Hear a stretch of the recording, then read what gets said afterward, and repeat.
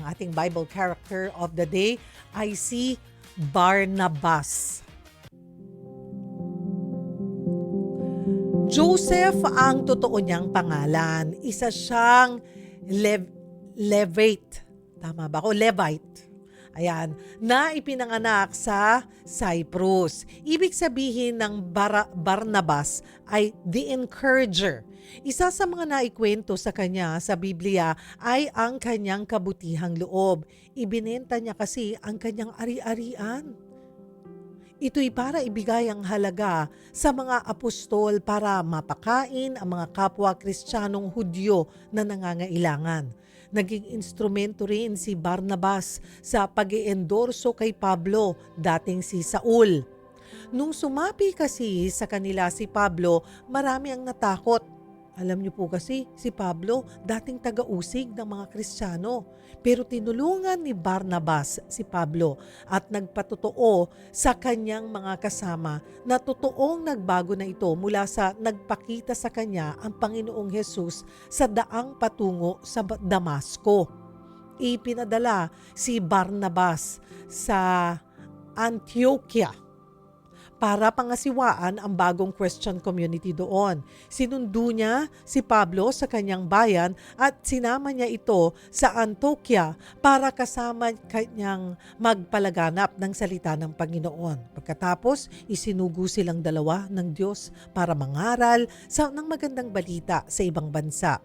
Nagkaroon din ng hindi pagkakaunawaan sina Barnabas at Pablo. Ang gusto kasing mangyari ni Barnabas, isama si Marcos sa susunod nilang paglalakbay. Ayaw ni Pablo dahil minsan na silang iniwan ni Marcos noon. Dahil di sila nagkasundo, naghiwalay sila ng landas. Magkasama si Barnabas at Marcos sa Cyprus, habang si Pablo naman ay nagpunta sa ibang lugar. Kalaunan, sumulat si Marcos ng Ebanghelyo at sa bandang huli, kinilala ito ni Pablo na kapaki-pakinabang sa kanyang ministeryo. O bago pa natin ituloy yung ating kwentuhan, ito muna ang ating Bible character of the day. Humabol kayo ha mga kapatid. Bakit tinawag na the encourager si Barnabas o si Joseph? O i-comment nyo na po yan at baka po mamaya ay isa kayo sa ating mapipiling magkamit ng gift pack mula po sa MX3. Post nyo po yan sa FB page, Cheryl Cosim FB page or sa 1PH FB page. Mamaya po babasahin ko yan isa-isa. Pastor Dave, ito, paano nagsimula yung spiritual journey ni Barnabas? Naidetalye po ba ito sa Biblia? Yes, oo, dyan sa aklat ng mga gawa ng mga apostol, no? Ng Banal Espiritu. Ang totoong pangalan niya ay si Joseph, actually, na taga Cyprus. Isa sa mga Hudyong nagmula sa ibang bansa, yan nga sa Cyprus siya nanggaling, tulad ng ibang mga Hudyo, na pumunta sa Jerusalem para ipagdiwang ang kapistahan ng Pentecostes. Kung kailan naman bumaba ang Banal Espiritu at natanggap ng mga apostol at mga mananampalataya na nagkatipon sa Jerusalem. Yung tawag na yung Pentecostal outpouring ng Holy Spirit. At isa si Joseph sa nataga Cyprus sa mga nanalig kay Jesus nung nangaral si Apostol Pedro ng magandang balita sa mga Hudyong andoon dahil sa kapistahan. At mula nang naging bahagi siya ng mga libu-libong mga mananampalataya sa Jerusalem sa kanilang mga pagtitipon, nakilala ng mga apostol ang kanyang natatanging kakayahan sa pagbibigay lakas loob at kaginhawaan sa mga kapwa niya mananampalataya, lalo na sa mga mahihirap at nangangailangan. Kaya tinawag siya ng mga apostol na Barnabas, isang salitang Arameiko na nangangahulugang tagapagpalakas ng loob o sa English, the encourager. Mapabasa natin sa mga gawa, Kapitulo 4, talatang 36 hanggang 37, ito ating mababasa. Ganoon din ang ginawa ni Jose sa isang libitang ipinanganak sa Cyprus. Tinawag siya ng mga apostol na Barnabas na ang ibig sabihin ay tagapagpalakas ng loob. Pinagbili ni Jose ang kanyang lupa at ibinigay ang pera sa mga apostol. So, Pastor Dave, ayun nga, Barnabas, dating si Joseph siya. Bakit Barnabas na may kahulugan ngang the encourager o tagapagpalakas ng loob yung ipinangalan po sa kanya? Marahil dahil sa nakita sa kanyang pamamaraan na pakikitungo sa mga at pangangaral din, no? Kasi naging mangangaral din siya sa kanyang mga kapwa mananampalatayang Hudyo sa Jerusalem at ang kanyang malasakripisyong pagbibigay sa mga nangangailangan para lang mabigyan sila ng lakas loob. Bilang Levita kasi, wala siyang lupa na pwedeng manahin. Yan yung batas ng Diyos sa Lumang Tipan sa mga Levita. Dahil sila buong panahon na maglilingkod sa Diyos sa tabernakulo o sa sanktuaryo, hindi sila binigyan ng Diyos ng lupang mamanahin doon sa lupang Kanaan. At sabi niya, lahat ng mga ikapo ng lahat ng mga Israelita ibibigay sa kanila para yon ang kanilang magiging pagtugon sa kanilang mga pangailangan. At kahit wala po siyang karapatang mag-ari ng anumang namamanang kalupaan, pwede naman siya magkaroon ng kalupaan kung bibili siya, no, sa kanyang sariling pagsisikap. Nakaroon nga na siya ng ganong kalupaan. Malamang ito yung doon sa Cyprus, no? O maaring dito rin sa Kanaan, no, o sa Huda ng panahon na yon. Pero ibinenta pa rin niya kung anong meron siya para lang matulungan ang mga walang makain sa komunidad ng mga mananampalataya sa Jerusalem. Kaya marami talagang na-encourage sa kanya. Kumusta po yung relasyon niya sa mga apostol? Yung kwento kasi kay Pablo, talagang ipinaglaban niya ito na nagbago na. Yes, totoo yun. Dahil kilala nga siya ng mga apostol. In fact, ang mga apostol pa nagbigay sa kanya ng bansag na Barnabas, ang pangalang yon. Dahil nakita nila na isa siyang taong mapagkakatiwalaan dahil sa kabutihan ng kanyang puso na nakita nila para sa kapwa, isang katangian na talagang nakilala sa doon ng mga apostol. Pero ano yung pinanghawakan ni Barnabas para sabihin nga na tunay itong pagbabago ni Pablo? Yeah. Well, mababasa natin yan sa mga gawa, no? Kapitulo 9, talatang 26 hanggang 28. Sabi dito, pagdating ni Saulo sa Jerusalem, gusto niya sanang makisalamuha sa mga alagad ni Jesus, pero takot sila sa kanya. Hindi sila naniniwala na siya ay alagad na rin ni Jesus. Dahil nga sa pag-uusig na ginawa niya sa mga mananampalataya sa Jerusalem hanggang sa Damasco. Ngunit isinama siya ni Barnabas at dinala sa mga apostol. Ikinuwento ni Barnabas sa kanila kung paano nakita ni Saulo ang Panginoong Hesus sa daan at kung ano ang sinabi ni Jesus sa kanya. At sinabi rin niya ang katapangan ni Saulo sa pangangaral tungkol kay Jesus doon sa Damasco. Kaya mula noon, dahil sa endorso ni Barnabas, kasama-sama na nila si Saulo sa Jerusalem at buong tapang siyang nangaral sa pangalan ng Panginoon. So yun po yung katibayan ng pagbabago niya dahil yung Jesus na dati niyang kinokontra, ngayon pinangangaral niya na ng buong tapang. Paano po hinandle Pastor Dave naman ni Barnabas yung hindi pagkakaunawaan kay Pablo dahil naman kay Marcos? Okay, magandang tanong yan kasi diyan natin makikita yung kadakilaan ni Barnabas. Basahin natin ang sinabi sa mga gawa, Kapitulo 15, 36 hanggang 40, at ito yung mababasa natin.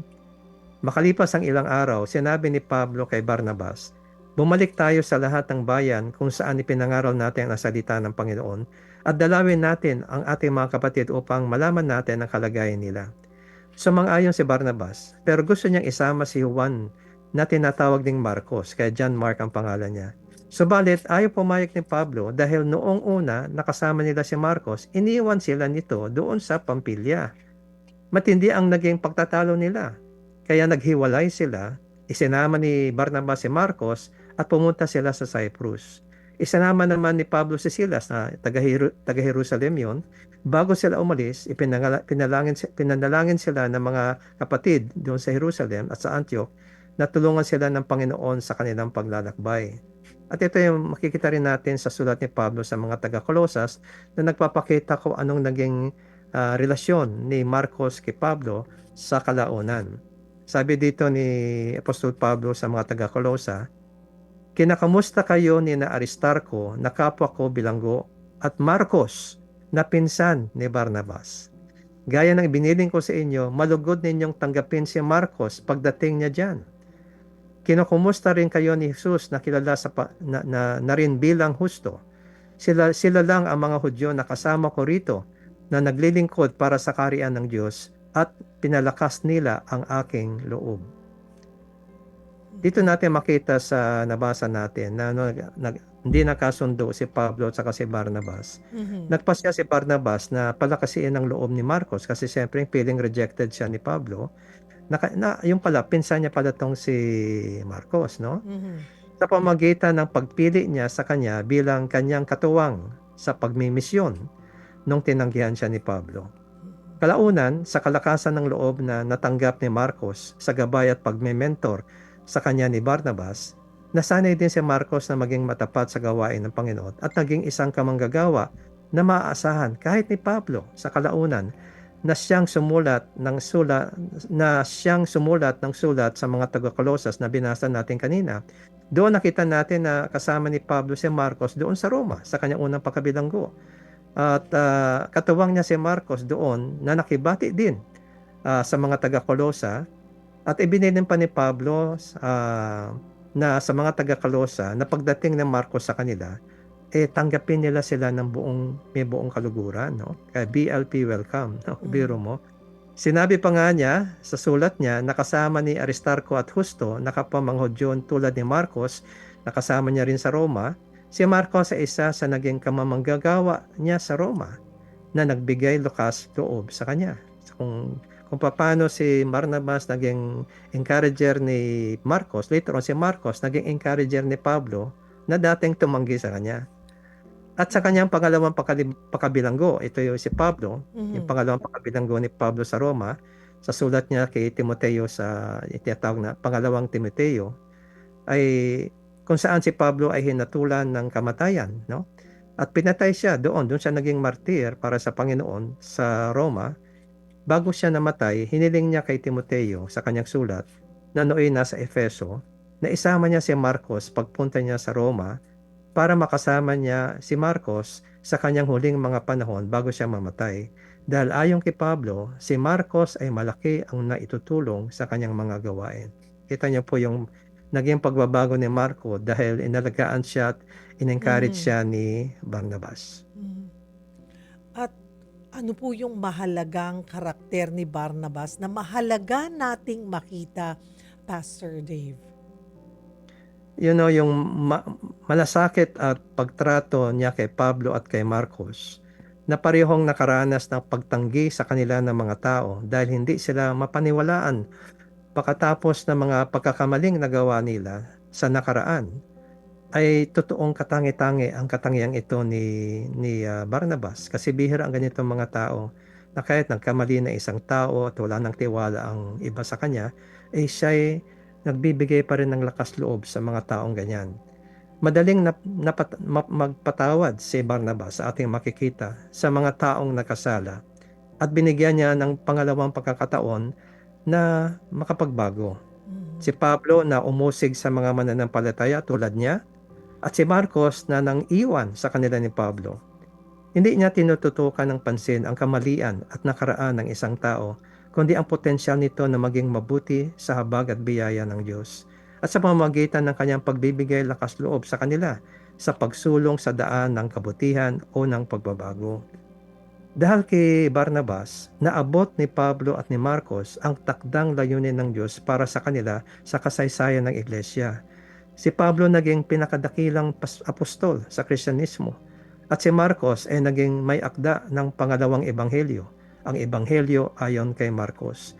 Dahil may isang tao na nagbigay ng lakas loob sa kanila sa panahon na sila ay hindi pinapaniwalaan ng ibang Mhm. tao. Amen. Mga kapatid, sa panahon po ngayon na mabilis tayong manghusga at mawala ng tiwala, paalala po ang kwento ni Barnabas na may kapangyarihan ang isang taong marunong mag-encourage. Hindi niya tinignan na ang nakaraan ni Pablo kundi ang posibilidad ng kanyang pagbabago. Tulad ni Barnabas, tinatawag din tayo ng Diyos nang maging instrumento ng kabutihan, handang tumulong, handang maniwala, at handang magbigay ng second chance. Dahil minsan, yung simpleng pagtitiwala at malasakit natin ang nagiging daan para mabago ang buhay ng iba. At doon, mas lalong nahahayag ang pag-ibig ng Diyos sa mundo.